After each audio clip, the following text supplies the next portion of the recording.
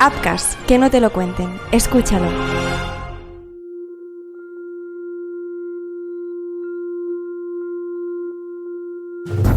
¿Qué tal? ¿Cómo estáis? Bienvenidos a un nuevo caso de Crímenes Ibéricos, un nuevo análisis del caso en el que vamos a hablar de uno de los casos que ya te hemos narrado, que ya tienes en el canal para escuchar. Hoy hablamos del caso del crimen del skater, del asesinato de Brian Gómez, del joven de 17 años que fue pues brutalmente asesinado en octubre de 2020. Y vamos a hablar de este caso una vez más con el criminólogo Alberto Bragado. ¿Qué tal, Alberto? ¿Cómo estás? Bienvenido. Muy buenas, encantado de volver. Gracias por estar con nosotros una vez más. Vamos a recordar un poco por encima el caso de Brian. Bueno, pues un chico joven de Pontevedra, mal estudiante, pero un gran skater, un gran deportista, un chico pues que se pasaba muchas horas en los parques públicos de Pontevedra, en los adaptados, ¿no? En esas instalaciones que a veces en las ciudades y en los pueblos pues se construyen para que la gente deportista, la gente skater pueda hacer sus acrobacias o practicarlas, ¿no? Ensayarlas, y los que no también, ¿no? Los que no están adaptados para ello también. Que bueno, pues que al estar tantas horas en la calle, pues también pues se había metido en algunos altercados. Al dejar los estudios, vivía solo con su madre, pues al final tuvo que empezar a ayudar, ¿no? Y ayudar en casa y tener que coger pues distintos trabajos, pasó por muchos trabajos para ayudar a su madre a llegar al final de mes. Y en esto, ¿no? En esto que pasa en la vida, que vas con los colegas a veces, que vas con un grupito, que conoces a otro, acabó conociendo a Nicolás Agustín Piaggi y a Marcos Sacco, alias Sauco, los hijos del cordobés. Para resumir, pues los malotes del barrio, traficantes de droga, los malotes, los agresivos, los amos del barrio, ¿no? Se conocieron una noche, hicieron amistad de alguna manera, diríamos que, pues no sé si después lo acabaremos de hablar con Alberto, ¿eh? No sé si acabaron vendiéndole la moto, engañándolo, pero le proponieron vender marihuana, él lo hizo durante unas semanas, fue, supongo él, pensó, una solución fácil, ¿no? Después de pasar por tantos trabajos para intentar ayudar en casa un poco, pues un camino fácil, un acceso fácil al dinero, a mucho dinero, pero la verdad es que después de pocos días, pues lo quiso dejar y los hijos del cordobés no le dejaron dejarlo. Pues le prepararon una encerrona en la calle de noche, de madrugada. Fueron a por él los dos y le dieron una paliza y lo acabaron apuñalando y lo mataron. Este es el resumen del caso, que lo podéis escuchar si queréis. Está, insisto, en el canal. Para empezar, Alberto, claro, hay un elemento en este caso que yo creo que es interesante analizar de entrada, ¿no? Que es la situación de Brian, ¿no?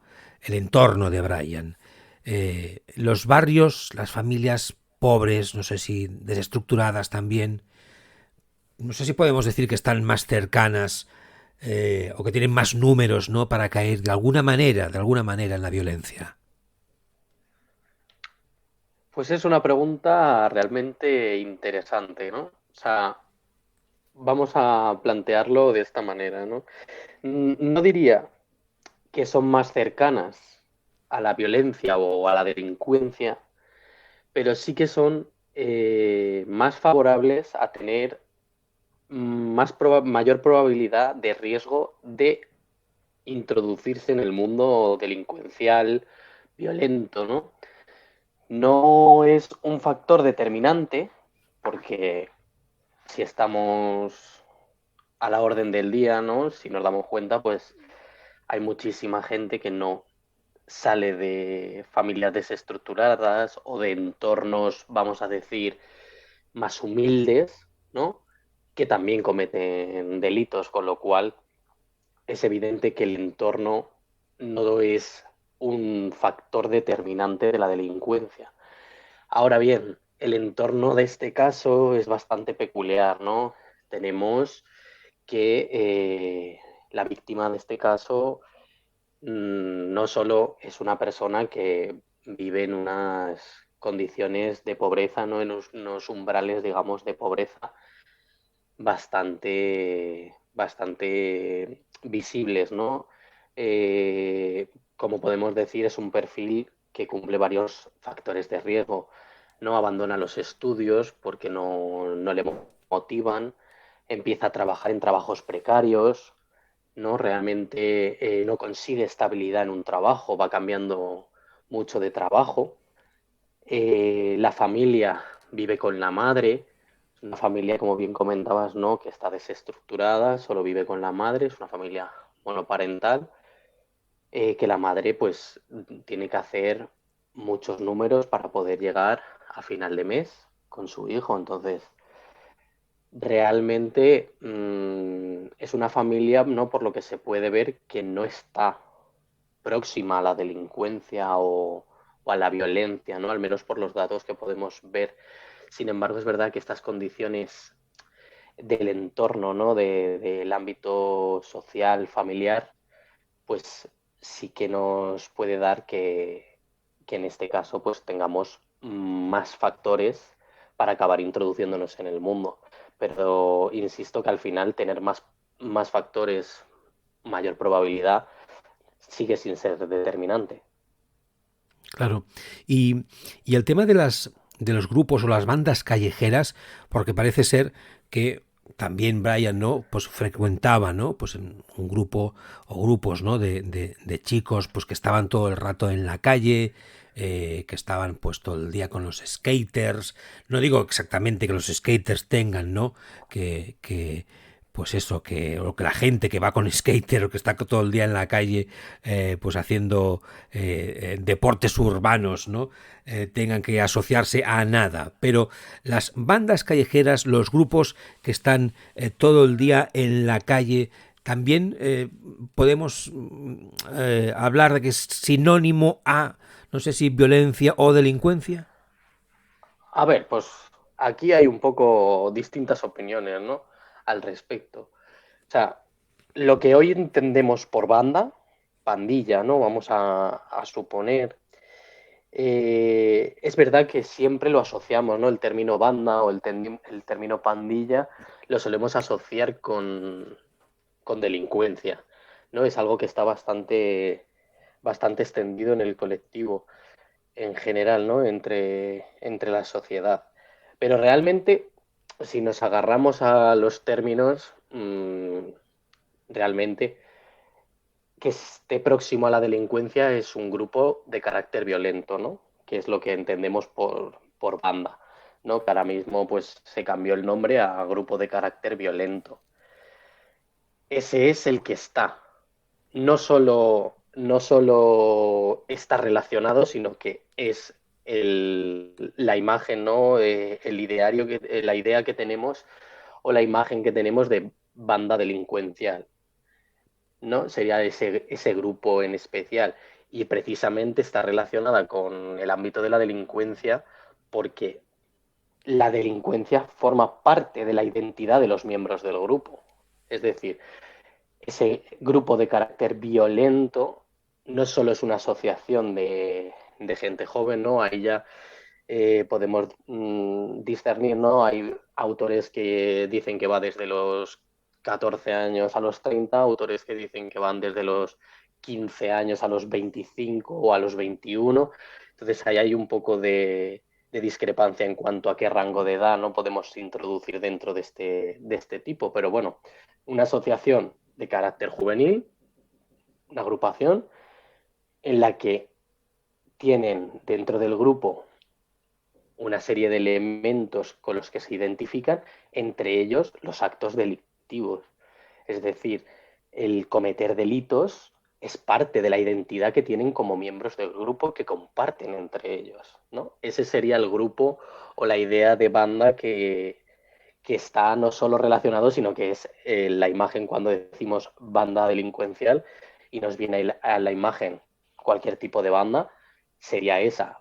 esa es la que está cercana a la delincuencia. Si hablamos en general banda o pandilla, no todas tienen por qué estar relacionadas, ¿no? Esto nos pasaba un poco como antes. Es verdad que la palabra está muy extendida y cuando dices banda, automáticamente piensas en delincuencia, pero realmente las asociaciones juveniles no todas están relacionadas con el ámbito de la delincuencia, gracias a Dios. Hay un elemento social clarísimo, ¿no? En este caso, eh, porque cuando lo escuchas o lo lees, ves claramente que, bueno, que Brian es un chico, pues que como todos los adolescentes, porque tenía 17 años, pues estaba en construcción, ¿no? Porque con 17 años estás en construcción, indiscutiblemente, de tu carácter, de tu personalidad, de lo que quieres llegar a ser, con muchas dudas en la cabeza, ¿no? Buscando, pues eso, ¿no? Tu personalidad.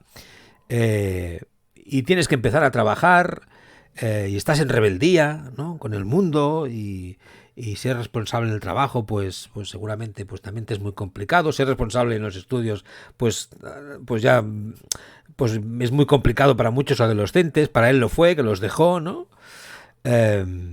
Y bueno, así llevaba la vida, la vida que llevaba, pero él seguramente lo estaba intentando, porque por eso iba pues encadenando trabajo con trabajo.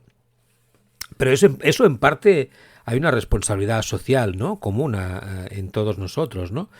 Quiero decir que hay un elemento aquí social, que es culpa un poco nuestra, ¿no? O sea, Brian intenta vivir su vida, eh, buscar su lugar en la sociedad, ayudar a su madre, conseguir dinero para que su madre llegue a final de mes, poder comer, poder pagar un sitio donde dormir, tener un trabajo digno, estar capacitado para tener ese trabajo.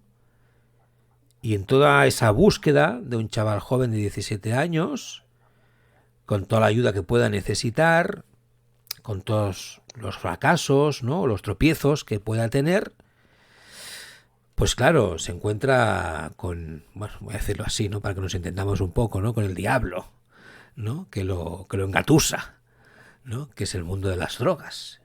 Y pues se deja engañar un poquito, ¿no? Y acaba viendo un camino fácil, ¿no? Un acceso fácil al dinero, ¿no?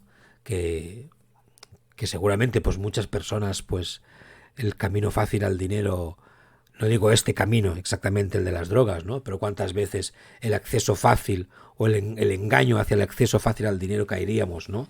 Todos directamente. Eh, y me parece un elemento interesante a destacar, ¿no? En este caso, no sé cómo lo ves tú, ¿no? Pero a veces está bien cuando hablamos de estos casos buscar también, el ver por qué a veces pueden llegar a pasar según qué cosas, ¿no? Y en el caso de Brian, que es pues era un joven de 17 años, en todo ese entorno en el que vivía, con toda esa voluntad que tenía, y bueno, que no tenía para muchas cosas, pero que tenía para otras, ¿no? El intentar ayudar desde su manera, como sabía con sus 17 años y con lo que se encontró, ¿no? Y ahí creo que hay algo de responsabilidad social, ¿no? De todos. Efectivamente, la imagen social que nos da este caso, que de hecho es de los más recientes, ¿no? Que vengo a analizar aquí, que normalmente siempre suelen ser casos de más años atrás.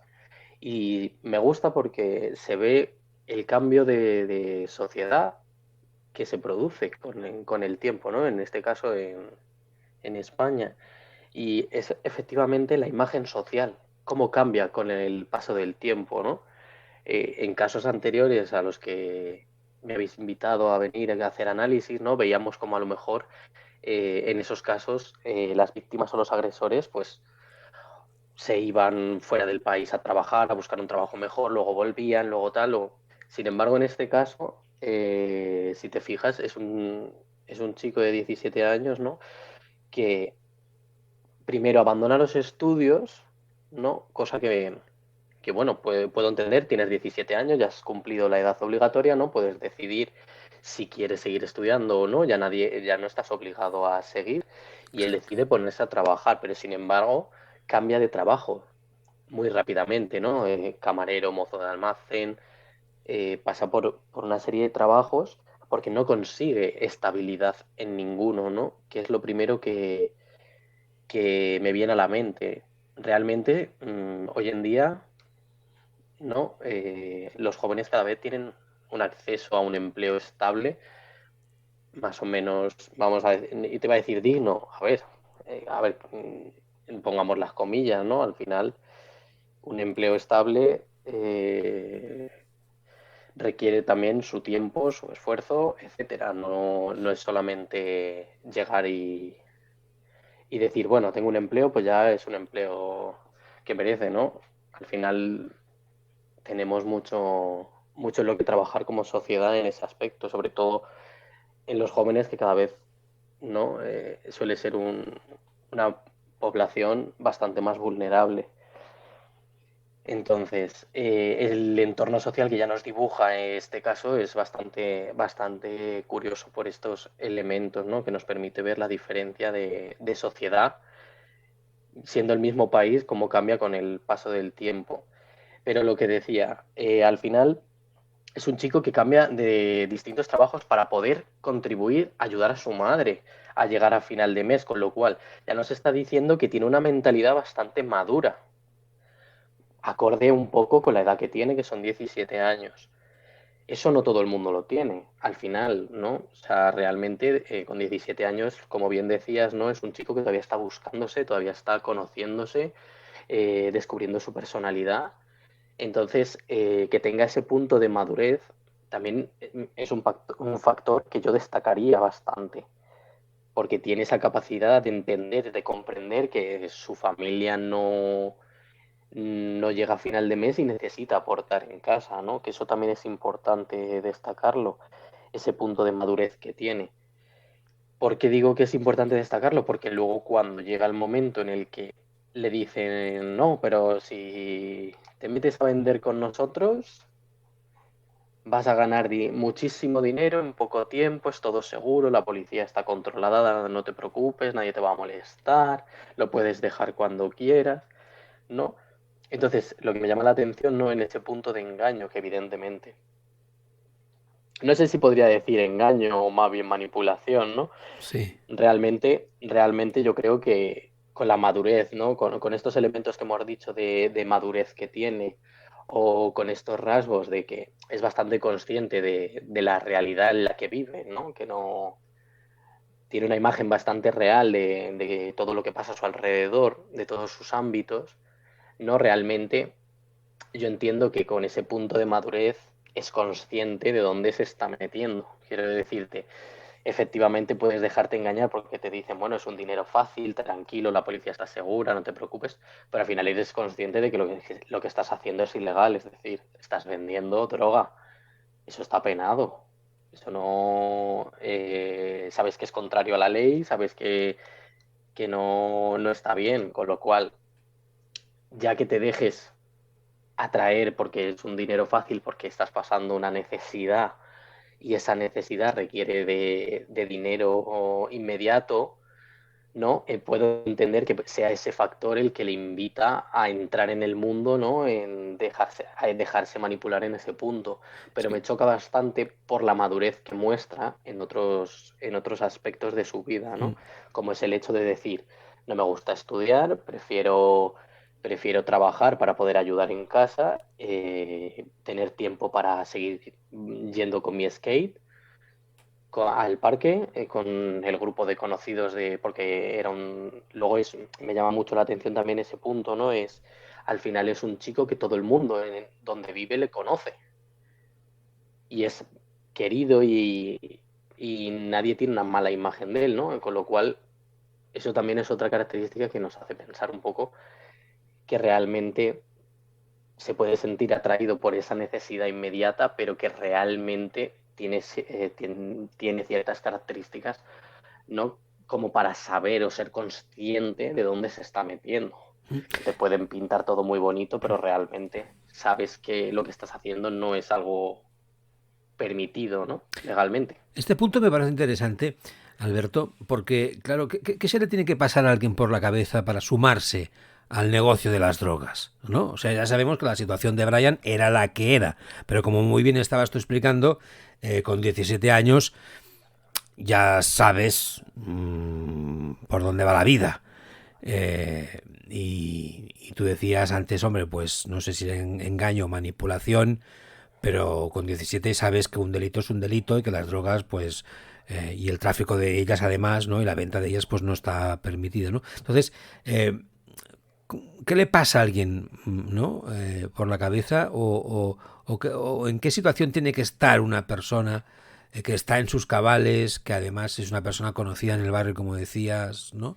¿Se tiene que ver muy, muy, muy, muy hundida o el dinero realmente nos atrae, tiene mucho poder, ¿no? Para atraernos y hacernos, bueno, pues obviar, saltar, ¿no? El miedo a la ley, a las consecuencias, ¿no? De saltarse la ley.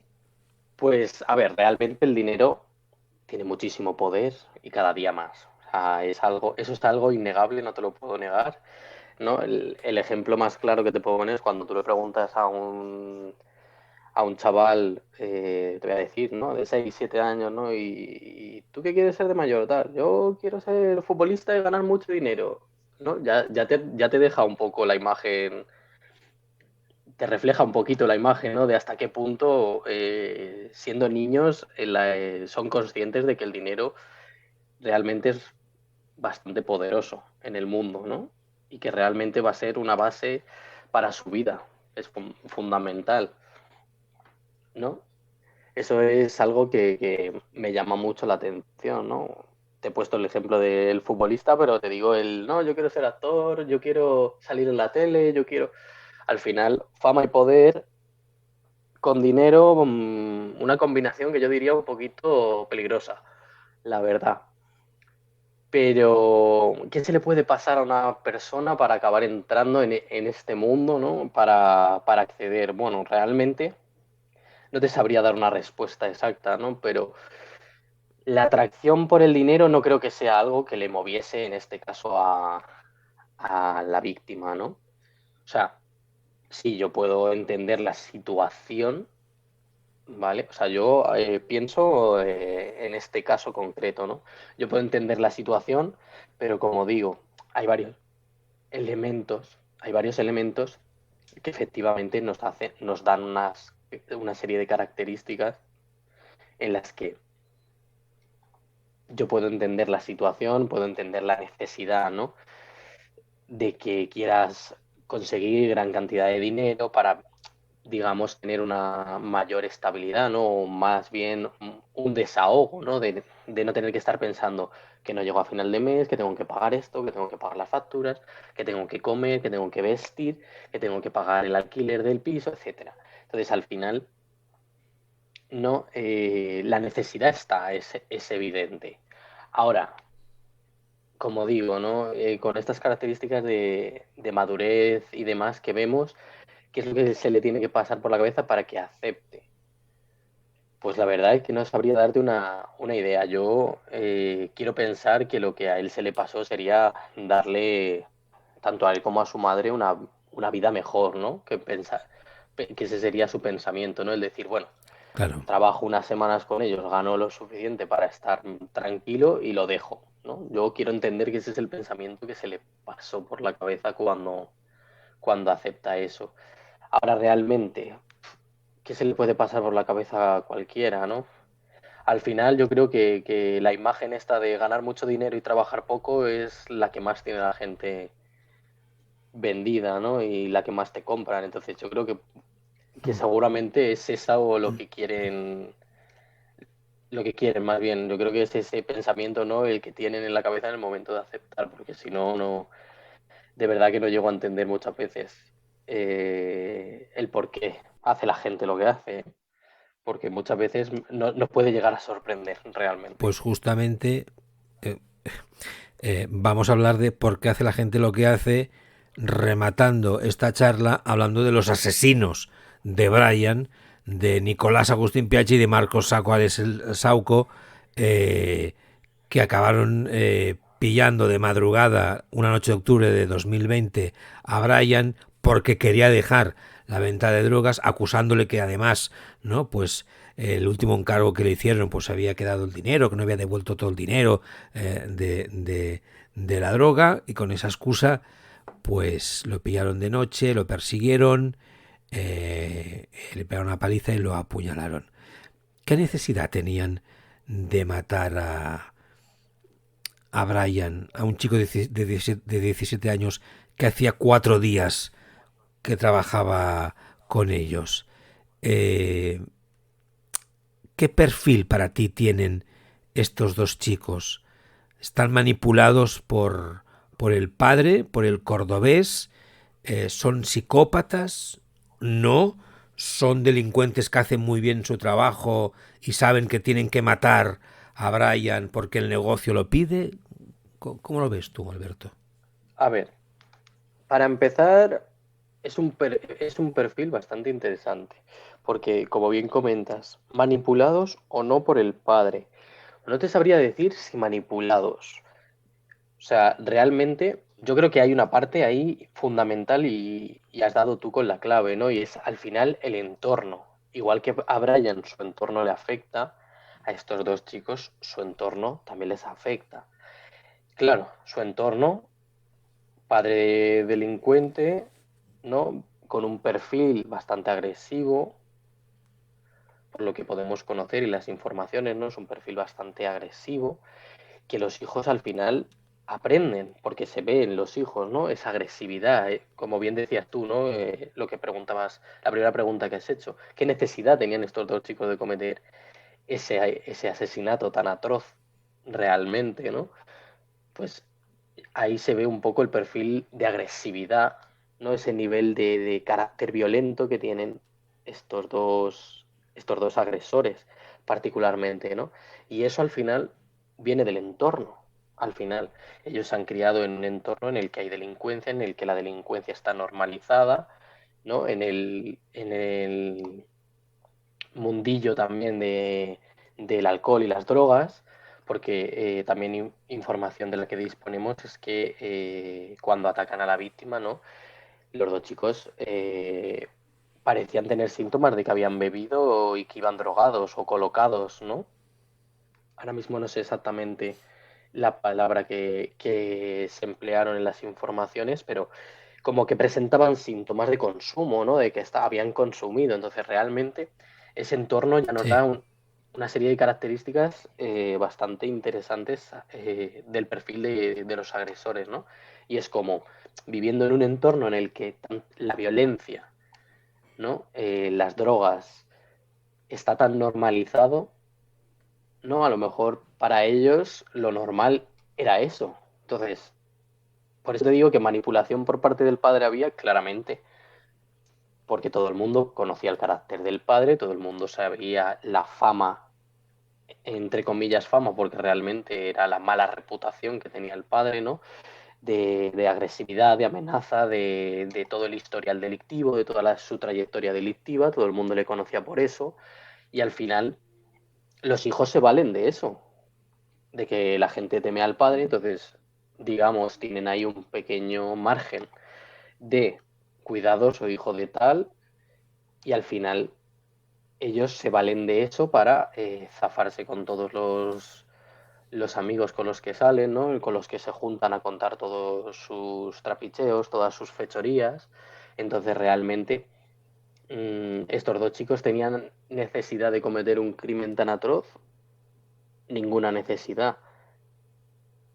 ¿Lo hacen por satisfacer al padre o por una orden del padre? Ya no te sabría responder si sí o si no, porque me faltarían datos para poder responderte esa pregunta.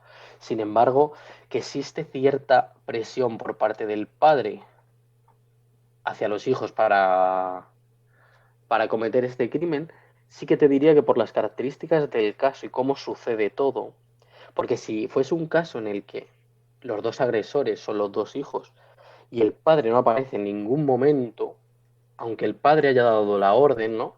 Sin embargo, en este caso no ocurre eso. En este caso, tanto padre como los dos hijos están en el momento de cometer el delito. aparecen en los vídeos, en las cámaras que se utilizan. O sea, que les graba persiguiendo a la víctima y comenzando el crimen, ¿no? Aparte luego del arma que se encuentra, las heridas de uno de los hijos, etcétera. Entonces, realmente, ¿qué necesidad? Esa es la pregunta, ¿no? ¿Qué necesidad tendría si el padre da la orden para que los dos hijos cometan el crimen? ¿Qué necesidad tiene de estar presente, ¿no?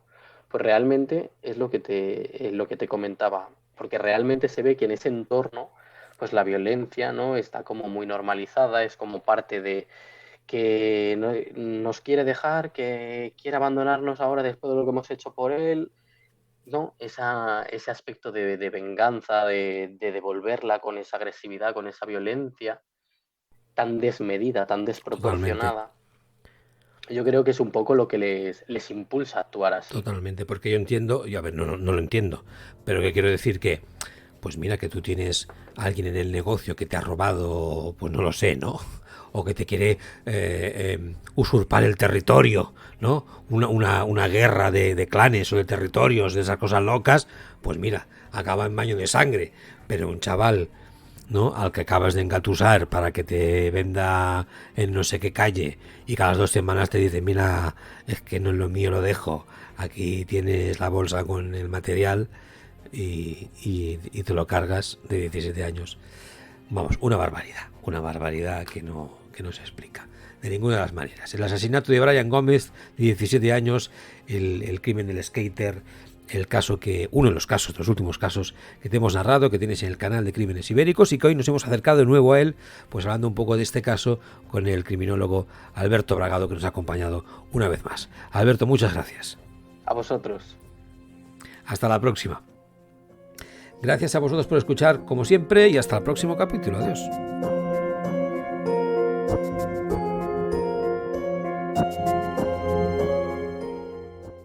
Descubre la nueva colección de merchandising sobre True Crime de Crímenes Ibéricos en www.merchapod.com.